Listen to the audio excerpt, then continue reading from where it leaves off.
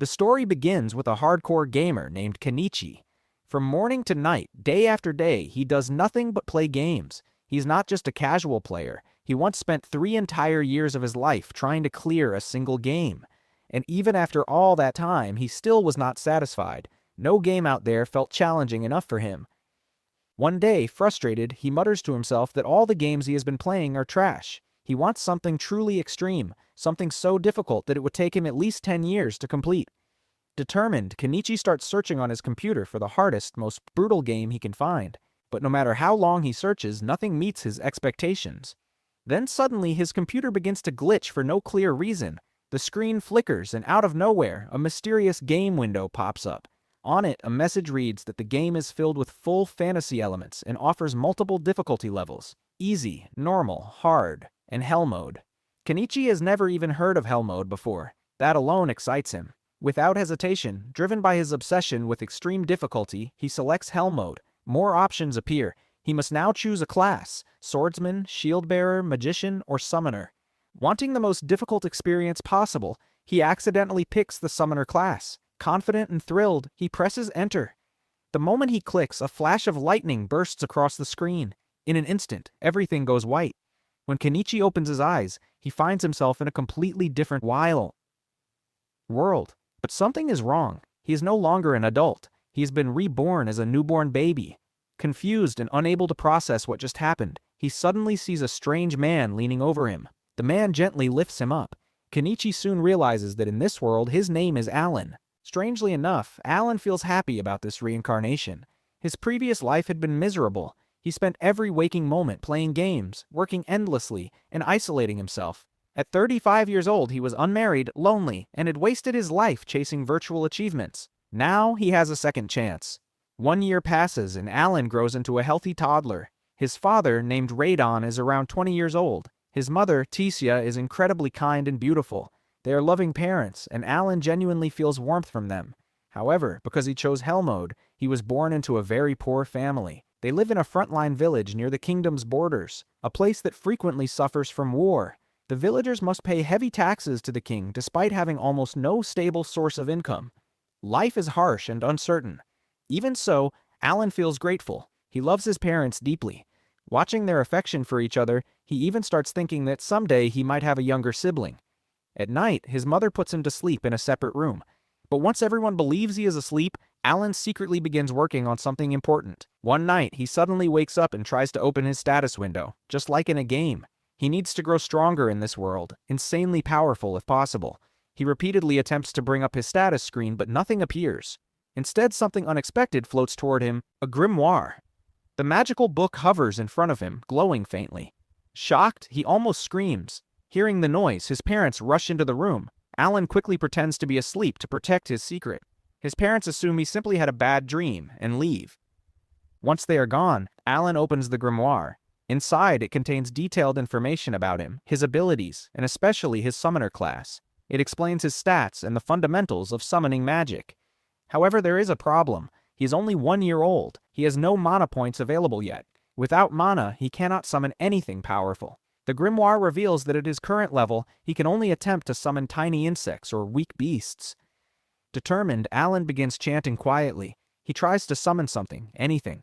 He uses up what little mana he has, but no matter how hard he tries, nothing appears. Then, suddenly, a crafting card slips out of the grimoire. On it is the image of a strange grasshopper. Just as he prepares to use it, his mother enters the room. Forced once again to pretend to sleep, Alan lies still. His mana is completely drained, and exhaustion takes over. The next morning, he tries again. This time, the grasshopper actually appears.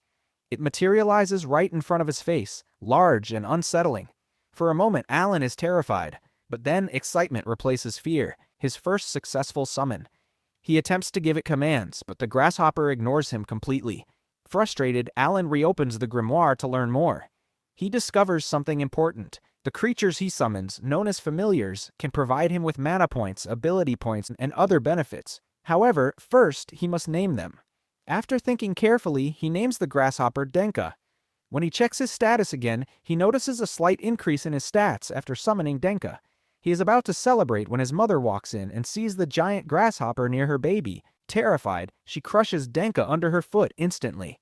After several more days of practice, Alan manages to summon another creature. This time it is a mouse. He names it Mousy. Unfortunately, both Denka and Mousy are incredibly foolish. They refuse to follow any of his commands. However, Mousy possesses a unique ability called Scurry, allowing it to run at incredible speed. Every day, Alan continues studying his grimoire, trying to understand summoning magic better. He desperately wants to summon a creature that will obey him, but no matter how hard he tries, he fails. Then, one afternoon, his father suddenly rushes home, covered in blood. Panicked, Alan watches as Radon kneels down and excitedly asks, "Alan, do you want to see the monster I killed?" Alan nods eagerly. Radon carries him to where his companions are gathered. There, they show him the massive corpse of a boar monster. It is enormous, far bigger than Alan imagined. Radon proudly explains that Alan was named after a powerful creature called the Elbenbird. As Alan studies the dead boar, he gathers information about it. He learns that boar monsters are classified as C-rank beasts and are extremely dangerous. At that moment, a strange man approaches. His name is Gerard. When Gerard sees Alan, he is shocked. Despite being only 1 year old, Alan can speak clearly and understand conversation like a much older child. Gerard looks at Alan in disbelief and says, "My daughter is the same age as him, and she can barely even speak properly." Meanwhile, the rest of the villagers are overflowing with excitement. After all, it was Radon who defeated that massive boar monster. The people begin cheering loudly for him, praising his bravery and strength. About 10 months later, Alan receives incredible news. His summoning level has finally reached level 2. That means he now has significantly more mana points, access to more creatures, and even additional crafting cards. In other words, his potential has expanded dramatically. One night after dinner, Alan quietly takes his grimoire and heads back to his room. He wants to try summoning a new creature. When he checks his grimoire, he notices that his mana is completely full. But strangely, he still cannot successfully summon anything stronger. Then he discovers something new inside the book. A new type of magic has unlocked, fusion magic. With this ability, he can combine two creatures into a single, more powerful being. Excited, Alan tries to use it immediately. However, despite having more mana than before, he is still too young and lacks the necessary control to complete the fusion. Frustrated, he sighs. What am I supposed to do? Time passes, and Alan finally turns 3 years old. By now, his mana capacity has grown considerably. Determined, he opens his grimoire again and attempts fusion magic one more time. This time, it works. The fusion completes successfully, and a bird appears before him. He names it Chappie. Chappie possesses a unique ability called voice mimicry, allowing it to perfectly imitate anyone's voice. Alan's eyes light up. With this ability, he could lure enemies into traps. Alongside Chappie, he summons 2 more creatures. One is Moppy, a small creature capable of digging extremely deep tunnels underground. The other is a frog with an impressive jumping ability, capable of leaping extraordinary heights. Later that afternoon, around 3 o'clock, Alan's only friend arrives. Her name is Karina. She comes over to play, and the two of them begin mock sword fighting. Karina's swordsmanship skills are shockingly good for her age. She moves with precision and confidence. Alan, on the other hand, struggles to keep up and ends up losing every time. By evening, Alan's parents arrive to take him home.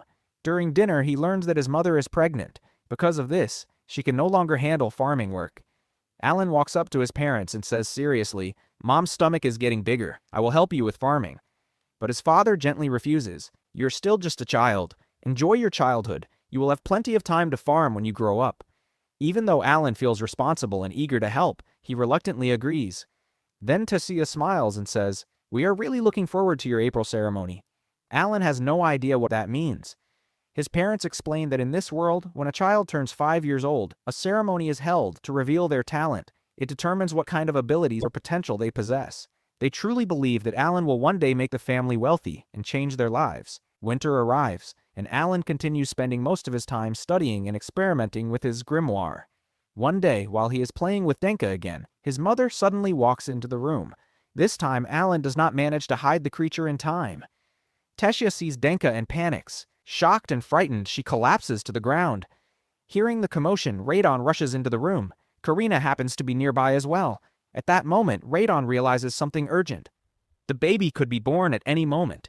He immediately turns to Karina and says, "Quick, go call your mother."